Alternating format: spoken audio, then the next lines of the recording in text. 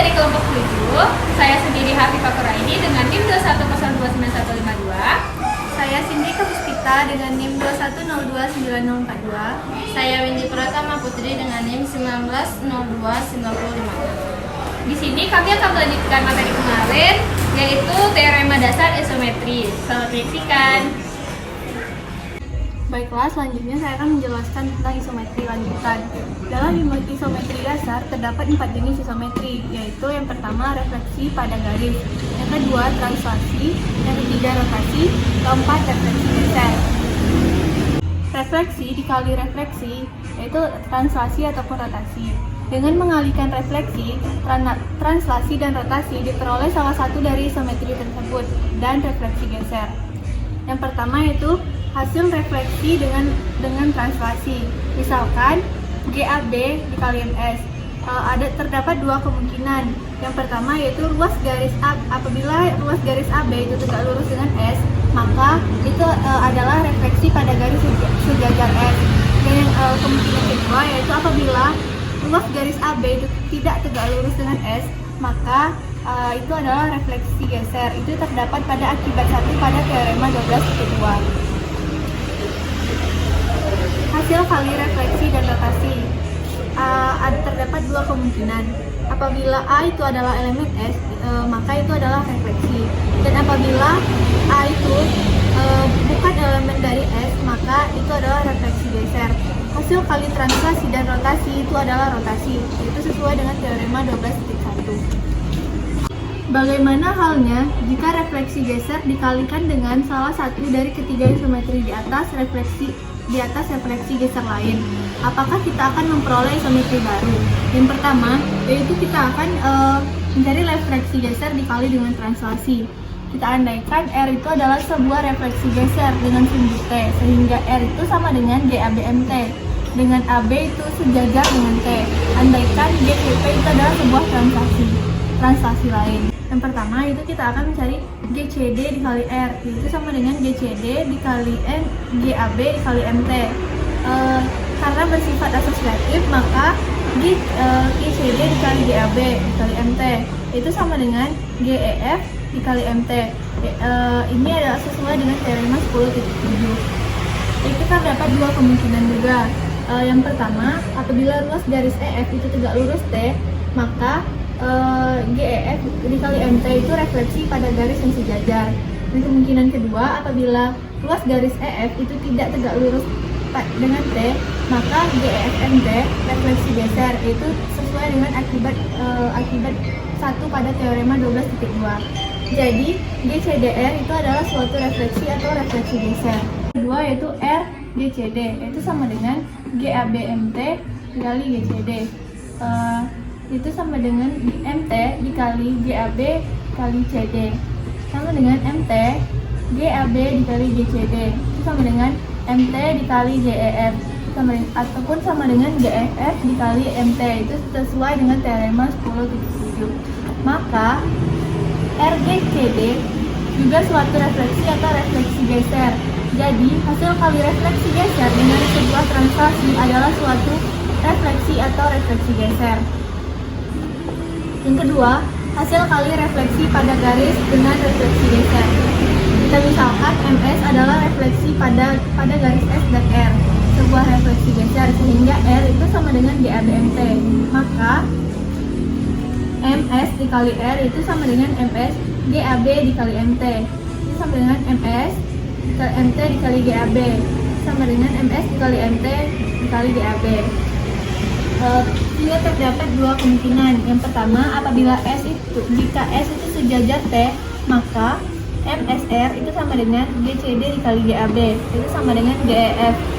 Ini berubah bentuk GEF itu sesuai dengan teorema 10.7. Kemungkinan kedua, jika S itu tidak sejajar dengan T, maka MSR itu sama dengan RP kali theta dikali GAB.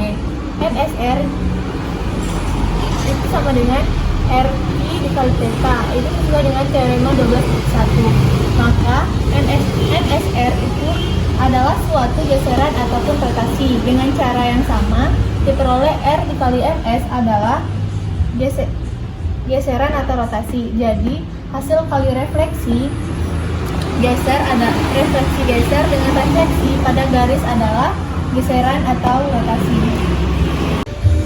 Yang ketiga, yaitu hasil kali refleksi geser dengan rotasi atau refleksi geser lain. Kita misalkan R1 refleksi geser, sehingga R1 itu sama dengan GABMT. Misalkan rotasi RP, theta dan R2 itu sama dengan GCD kali MS refleksi geser lain. Pertama itu hasil kali refleksi geser dengan rotasi.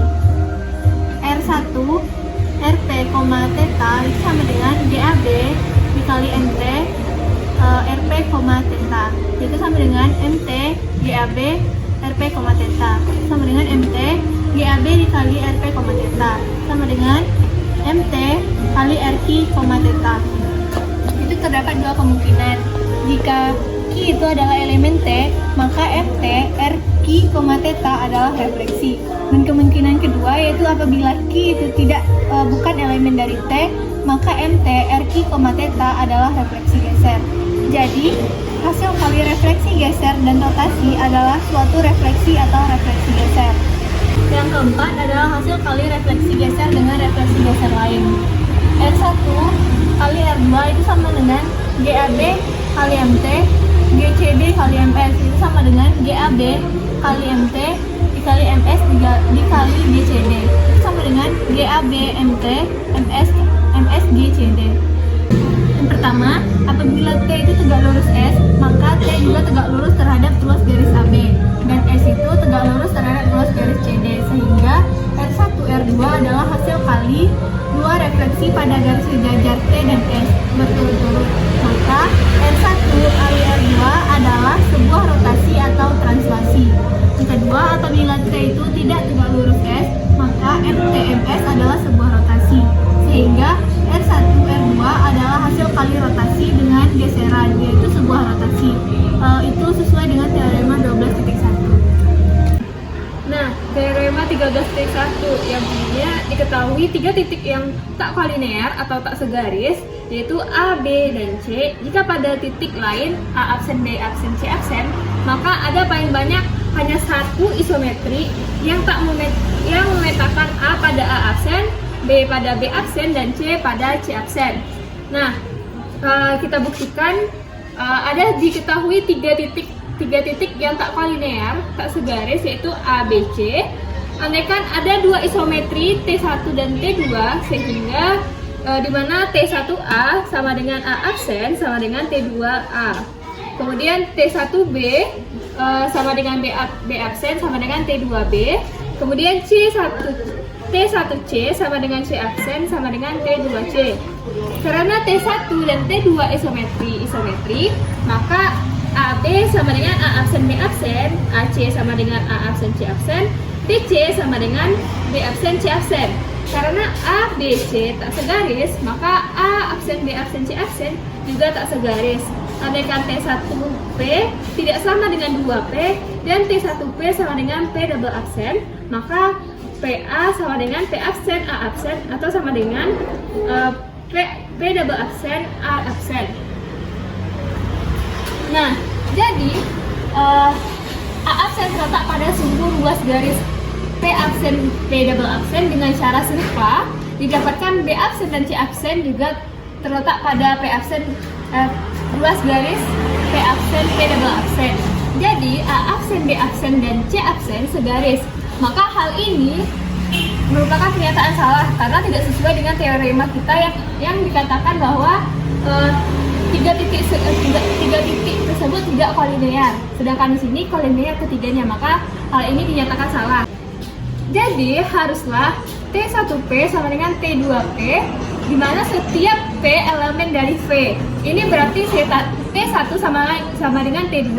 Jadi ada paling banyak satu isometri yang memetakan apabila A pada A absen, B pada B absen, dan C pada C absen. Bahwa tidak selalu ada isometri dapat kita lihat apabila segitiga ABC tidak kongruen dengan segitiga ABC, A absen, B absen, C absen. Nah, kita akan membahas soal tentang teorema 13.1, yaitu soalnya diketahui titik A min 2,4 ini direfleksikan terhadap garis Y di mana Y sama dengan X dan didapat MGA sama dengan A absen. Tunjukkan ketunggalan isometri tersebut. Nah, kita ketahui sebuah titik A berada pada min 2,4. Min 2, 1.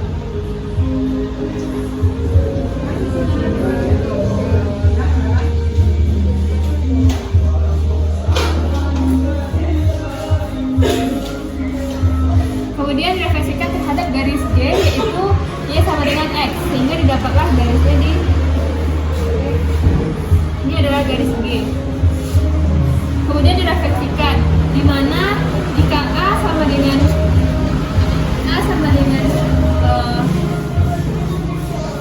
min 2,4, maka A absennya direfleksikan terhadap G, yaitu 4, min 2, sehingga didapatlah refleksinya di sini.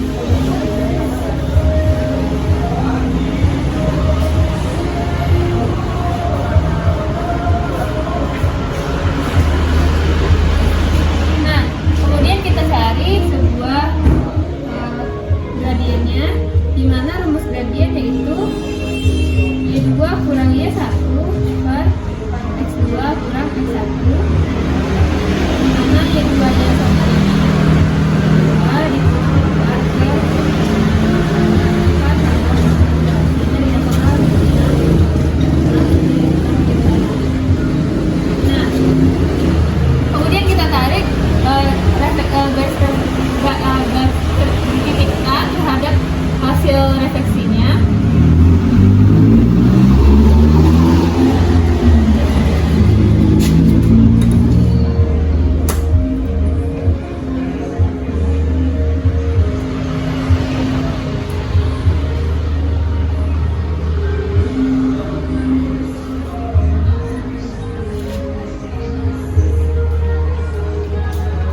Sehingga didapatlah titik tengahnya, yaitu pada titik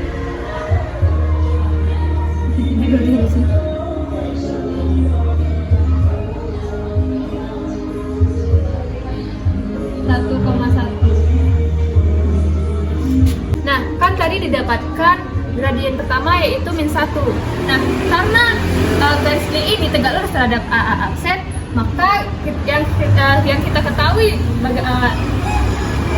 di mana M1 dikali M2 jika tegak lurus itu menghasilkan nilai sama dengan min 1. Karena kita telah mendapatkan M1-nya itu min 1, maka min 1 dikali M2 sama dengan min 1, sehingga didapatlah M2 sama dengan 1. Nah, ini telah kita temukan M2-nya. Nah, kemudian kita cari persamaan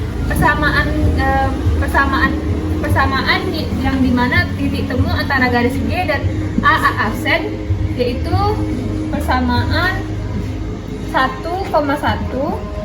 Nah, seperti yang kita ketahui di mana persamaan itu bertemu di titik 1,1 tegak lurus terhadap A absen, sehingga kita cari persamaannya yaitu Y dikurangi 2 sama dengan M2 per dikali X kurang X1, sehingga didapat Y sama dengan Y2 nya min 1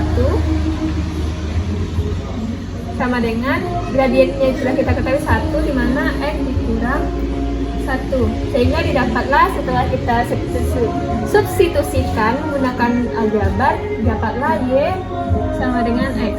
Nah, hal ini sehingga dihasilkan nilai Y sama dengan X.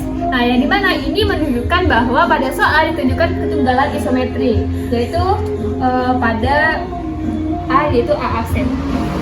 Sekian, terima kasih. Saya akan menjelaskan mengenai teorema 13.2 yang berbunyi yaitu jika S sebuah garis melalui titik asal sebuah sistem koordinat ortogonal dan jika S memetakan A sama dengan 1,0 pada B sama dengan H, K dan P sama dengan X, Y. Maka MSP sama dengan KX tambah KY, KX kurang HY. Nah, akan kita buktikan pada gambar, yaitu jika ada sebuah garis S yang melalui titik asal, yaitu titik O, di mana titik O yang berkoordinat 0,0, lalu ada titik A dengan titik A yaitu 1,0. Lalu titik A kita cerminkan terhadap titik S, maka didapatkan yaitu B sama dengan H, K. Lalu di sini karena kita peroleh yaitu ruas garis AP itu sama panjang dengan ruas garis BP. Lalu sudut APO itu sama besarnya dengan sudut DPO. Lalu ruas garis OP itu sama dengan ruas garis OP. Maka segitiga APO itu sebangun dengan segitiga BPO. Dan kita dapatkan yaitu panjang dari OA itu sama dengan panjang dari OB. Untuk mencari OB kita dapatkan rumusnya yaitu OB sama dengan akar kuadrat dari H kuadrat ditambah K kuadrat. Nah, selanjutnya yaitu kita akan membuktikan bahwa T itu sama dengan T sama dengan MS. Kita andaikan T memetakan P sama dengan X, Y pada titik HX tambah KY, KX kurang HY, di mana TP sama dengan HX ditambah KY, KX dikurang HY. Nah, kita akan membuktikan bahwa T itu sama dengan MS. Yang pertama yaitu langkahnya kita buktikan bahwa T sebuah isometri. Kita andaikan bahwa P1 sama dengan X1, Y1 dan P2 sama dengan X2, Y2 merupakan dua titik sebarang. Maka P1 aksen sama dengan P1 sama dengan HX1 ditambah KY1, KX1 kurang HY1. P2 aksen sama dengan TP2 sama dengan HX2 ditambah KY2 kurang KX2 dikurang HY2. Sehingga panjang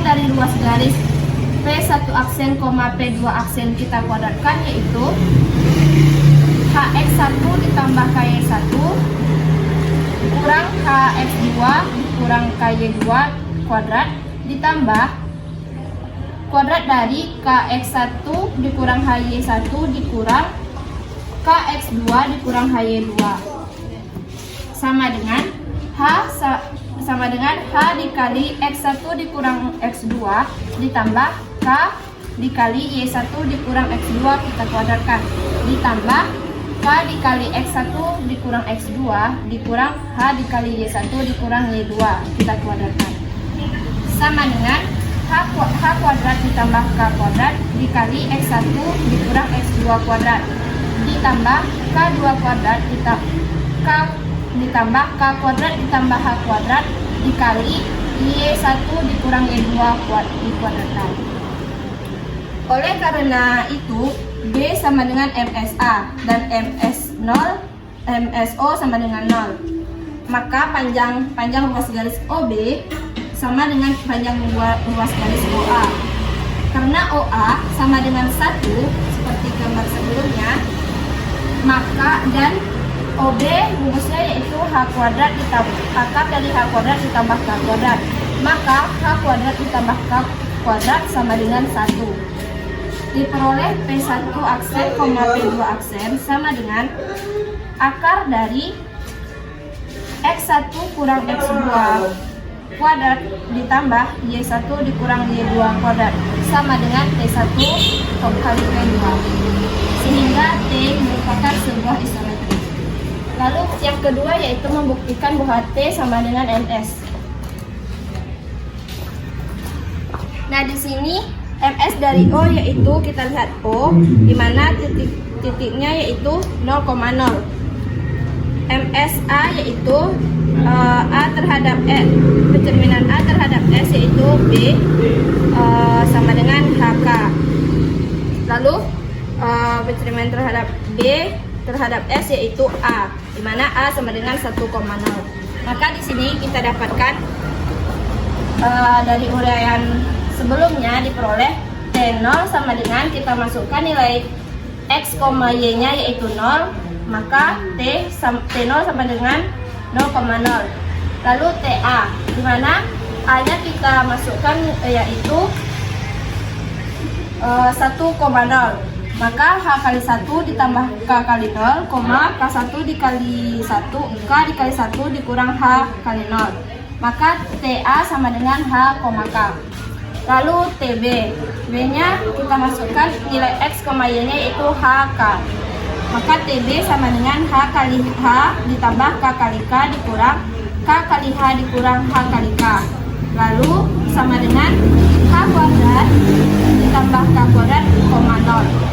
Maka TB kita dapatkan yaitu 1,0.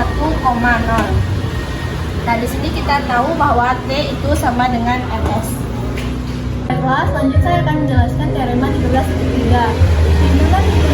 Himpunan transformasi yang terdiri atas translasi, refleksi, rotasi, dan refleksi geser adalah tertutup terhadap operasi komposisi atau perkalian. Yang pertama, hasil kali translasi dengan refleksi itu adalah refleksi geser sesuai dengan definisi yang sudah dijelaskan pada video sebelumnya. Yang kedua, hasil kali translasi dengan rotasi itu adalah rotasi sesuai dengan teorema 12.1. Yang ketiga, hasil kali translasi dengan refleksi geser adalah refleksi atau refleksi geser. Yang keempat, hasil kali refleksi dengan rotasi itu adalah refleksi geser yaitu sesuai dengan teorema 12.2. Yang kelima, hasil kali refleksi dengan refleksi geser adalah translasi atau rotasi. Yang terakhir dan yang keenam, hasil kali rotasi dengan refleksi geser adalah refleksi atau refleksi geser. Jadi, dapat kita simpulkan bahwa translasi, refleksi, rotasi, dan refleksi geser itu akan tertutup terhadap operasi komposisi ataupun perkalian.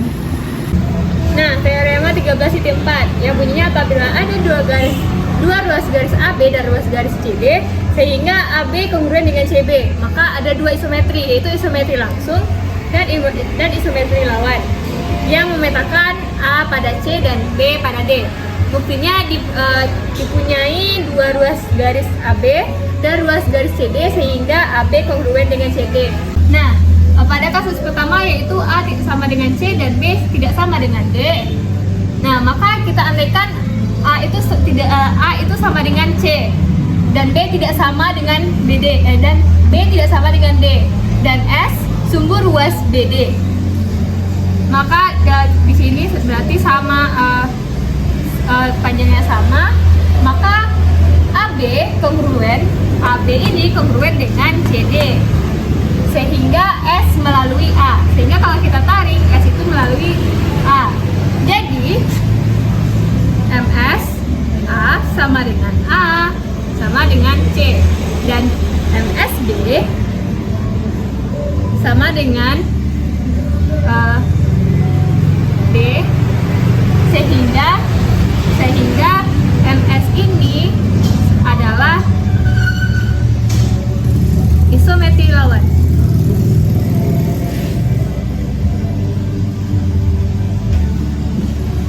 BA ruas garis AB dan CD itu isometri lawan.